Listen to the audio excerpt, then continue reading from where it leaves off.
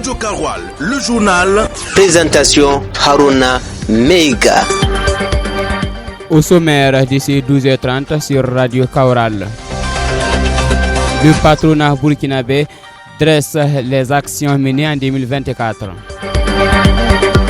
Hors d'ici nous, Tidiane Thiam près son procès. Le Raimo se qualifie pour la finale de la Coupe du Faso. On en parle dans la page des sports. C'était le sommaire de ce Midi Info du 23 avril 2025 sur Radio Kaoural. Bonjour à tous et bienvenue.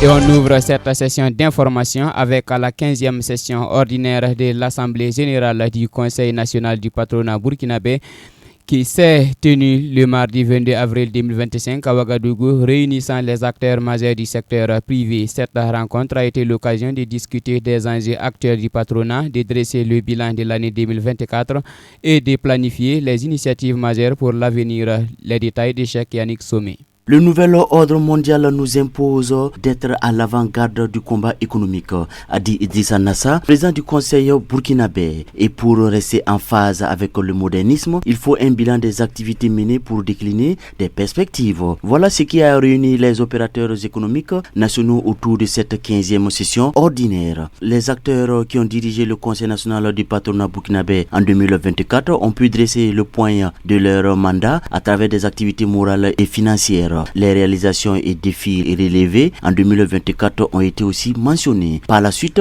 les acteurs sont revenus sur l'examen et l'adoption du projet structurant pour le patronat burkinabé. Il a été relevé le changement de dénomination et de la charte graphique du patronat. Ainsi, les démembrements ont été mis en place dans chacune des 13 régions. L'Assemblée générale constitutive a été la dernière phase abordée dans ces assises. À ce niveau, le patronat a proposé la création d'une mutuelle du patronat, un projet destiné à intégrer la gestion sociale au sein du conseil, à favoriser la cohésion ainsi que la solidarité entre les acteurs du secteur privé. Lors de son discours, le président du conseil national du patronat burkinabé, Idrissa Nassa, a indiqué que l'organisation poursuit ses consultations avec le gouvernement pour la mise en place d'un mécanisme de financement structurel et théorique à l'instar des mécanismes en vigueur dans plusieurs pays de la Suez. Toujours à Ouagadougou, la capitale burkinabé accueille du 22 au 23 avril 2025 le forum régional de consultation des experts de la société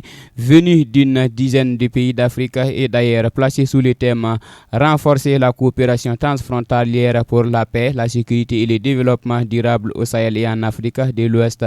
L'objectif de ce forum est de mutualiser les actions afin de venir à bout des difficultés qui ne cessent de gagner du terrain dans la sous-région.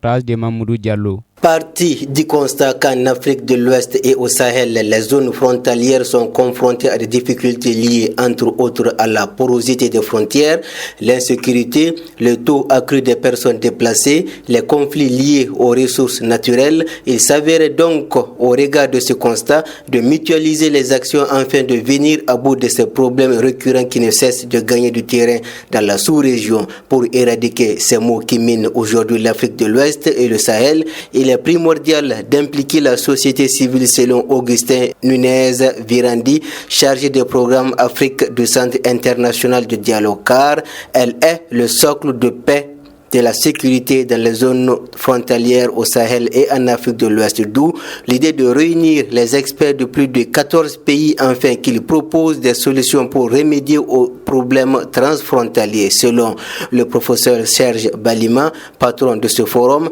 la coopération transfrontalière est une clé de notre développement endogène auquel nous sommes particulièrement très attachés, car si nous n'avons pas la paix, nous n'avons pas la sécurité, le développement va s'avérer impossible dans nos différents États. Après 2 jours de travaux, un mémorandum sera élaboré et pourra servir ainsi aux différents États de la sous-région à faire face aux problèmes transfrontaliers qu'elles rencontrent.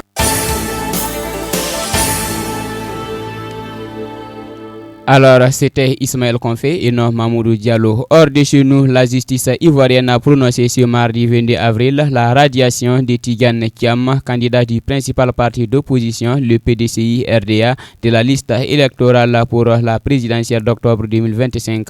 Le Ghana est prêt à jouer le rôle de médiateur entre l'AES et la CEDEAO pour restaurer l'unité ouest-africaine. Le président ghanéen John Dramani Mahama a lancé un appel lors du lancement des célébrations du 50e anniversaire de la communauté économique des États de l'Afrique de l'Ouest ce mardi 22 avril. Le tour d'horizon avec Mamoudou Diallo. Cette initiative de réconciliation a été procédée par une invitation adressée aux dirigeants de l'AES pour participer à la cérémonie officielle commémorant la création de la CEDEAO le 28 mai 1975. L'appel du président ghanéen intervient quelques semaines après une initiative similaire du Maroc qui, le 18 mars, au sein du Conseil de paix et de sécurité de l'Union africaine, a proposé des consultations informelles avec la Guinée, le Burkina Faso, le Gabon, le Mali, le Niger et le Soudan pour envisager leur réadmission à l'UA. Cette démarche a été bien accueillie par les pays concernés à l'exception du Soudan. Par ailleurs, le 7 janvier 2025, le Ghana a suspendu sa reconnaissance de la République arabe sahraoui démocratique. En Côte d'Ivoire, 6 mois avant l'élection présidentielle, l'opposant Tidiane Thiam a été jugé avoir perdu sa nationalité ivoirienne après avoir acquis la nationalité française en 1987,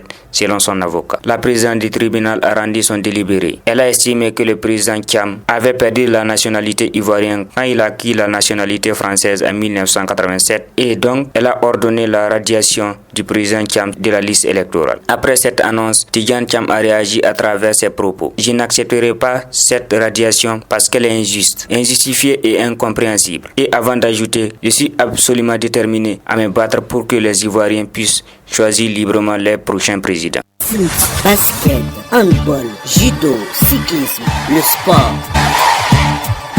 Entamons la page des sports. À présent, le président du Faso, le capitaine Ibrahim Traoré, a reçu en audience les étalons U17 le mardi 22 avril 2025 au palais de Koulouba.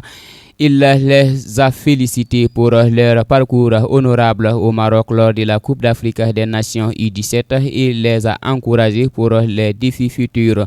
Des détails de cette audience avec Fatimata Diko. Avec la 4e place obtenue en Coupe d'Afrique des Nations U17 ainsi que la qualification au Mondial U17, les cadeaux de retour du Maroc ont été reçus par le premier capitaine, le président Ibrahim Traoré, qui loue leur parcours. D'abord, félicitations pour la qualification pour le Mondial. C'était l'un de vos objectifs, ça a été atteint. Vous avez fait carton plein pour des phases de poule. J'ai beaucoup apprécié tout votre parcours. Comme ils l'ont dit, défendre chaque centimètre carré du terrain comme si c'était le territoire du Burkina Faso. J'avoue que j'ai été émerveillé, surtout pendant les phases de poule, de votre collectif. Votre engagement, votre combativité, c'était très bien. Le président du Faso, qui a pu suivre quelques matchs des cadets, félicite le travail abattu pour l'encadrement technique. J'ai beaucoup apprécié l'esprit collectif que vous avez su, vous, encadrement, cultiver en eux. Je vous félicite pour ça. Tout le monde défendait, tout le monde, quand c'est au milieu, et se projetait très rapidement. Donc, félicitations pour tout ce travail. Ce fut l'occasion pour le président du Faso de conseiller les étalons cadets sur le travail afin qu'ils puissent relever tous les défis. Donc je vous invite à rester soudés, à continuer à avoir cet esprit d'équipe-là. C'est ça qu'on appelle une équipe, cet esprit de combativité. Chacun a un talent, il faut continuer à travailler individuellement et collectivement. Le terrain doit être votre bureau de tous les jours. Qu'il y ait entraînement ou pas, vous devrez partir, vous entraîner, vous perfectionner, vous améliorer toujours. Le capitaine des étalons U17 Fadil Baro, au vu de leur parcours en CAN, promet encore plus d'ardeur avec ses coéquipiers. Notre objectif qui était de nous qualifier pour la Coupe du Monde et de remporter la Coupe d'Afrique est atteint à moitié. Nous vous promettons de hisser encore plus haut le drapeau de notre cher pays au mondial. La patrie la mort nous vaincra. En plus de conseiller les cadets à plus de travail, le capitaine Ibrahim Traoré les a demandé de contrôler aussi leur hygiène de vie, qui d'ailleurs leur encadrement doit veiller.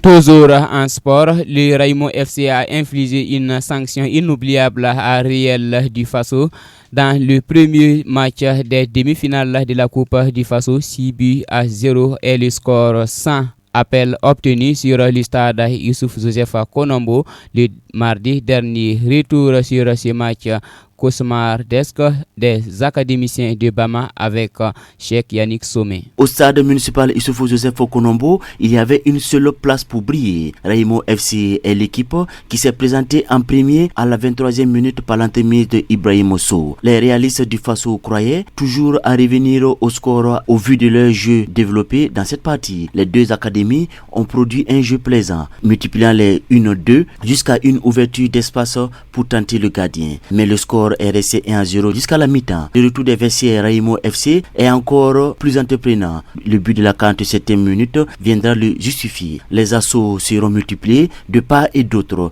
mais la suprématie bobolaise est sans égal. Chérif Badra Ali Barou à la 49e puis Souleymane Khan avec un doublé à la 52e puis à la 70e venait crucifier le Real du Faso qui n'aura pas pu profiter de son public. La correctionnelle arrive dans le temps additionnel avec le 6e but inscrit par Aboubakar Traoré. Le leader du championnat national s'est montré intransigeant devant le 7e, lui montrant ainsi qu'être leader mérite le respect. Raimo FC devra attendre l'issue de la deuxième finale ce jeudi au stade Wobi de Bogulasso pour connaître son adversaire en finale. ASV contre Sporting FC des Cascades, c'est à 15h30.